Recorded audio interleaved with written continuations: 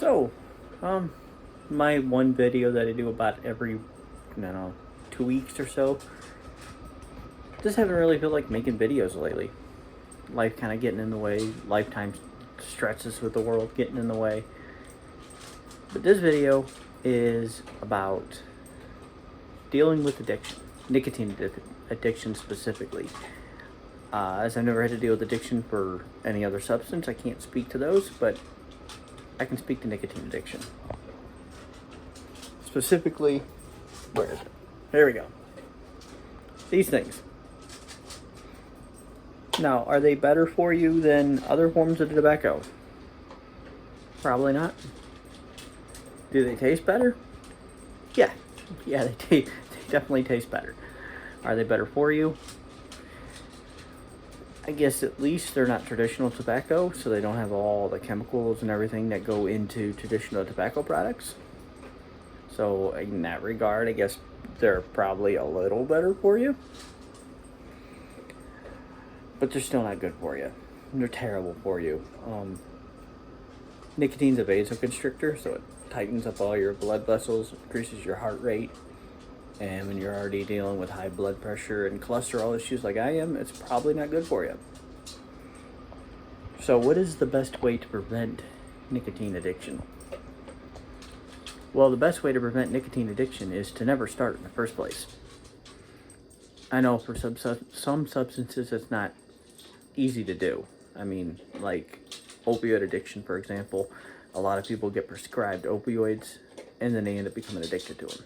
But again, I'm not speaking to, excuse me, I got one in my mouth now. I'm not speaking to those types of addiction. I'm speaking to nicotine. You can control putting nicotine into your body for the most part. So don't pick up a cigarette. Don't hit a cigarette.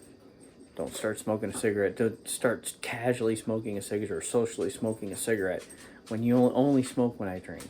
Don't start vaping. Don't start this shit. I know most people don't do this because it's kind of disgusting for most people. So for me, I started smoking cigarettes in high school.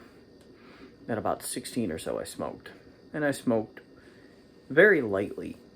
Actually, it was like a pack a week or something when I was in high school because I couldn't afford any more. Then as I got older and I turned legal age to buy them, at that time it was 18. It's 21 in Ohio. I think it's 21 all over the country now, but in 21 in Ohio. But at that time it was 18. So I bought a pack of cigarettes. I think I'd smoke a pack a week.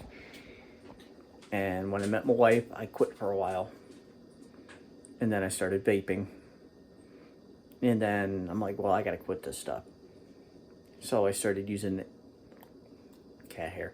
I started using the nicotine gum because I could use that while I was working.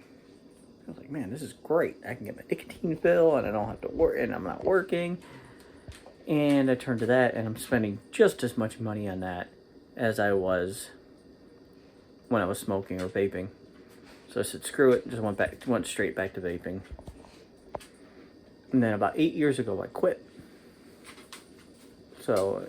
And I lasted 8 years. And really, it's the first few days that suck.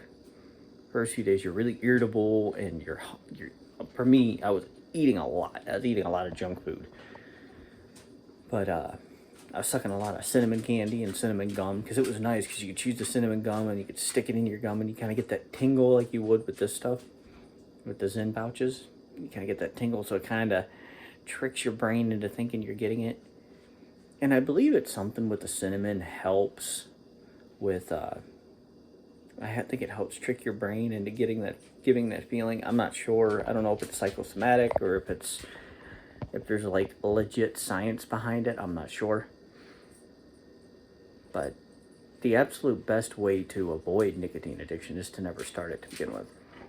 And if you're a parent, my personal opinion is you shouldn't do that around your kids, especially smoking, because they can get the secondhand smoke.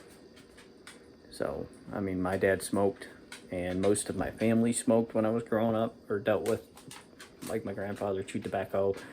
He would smoke a cigar occasionally. My dad smoked.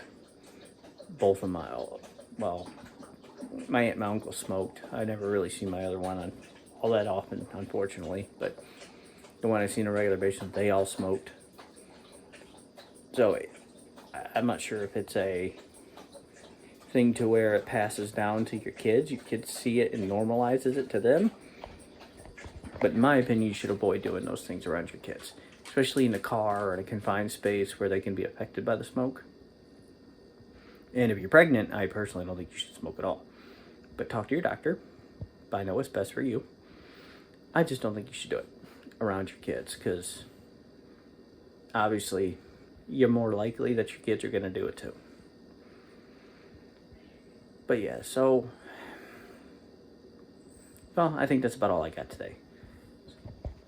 Have a great one. See ya.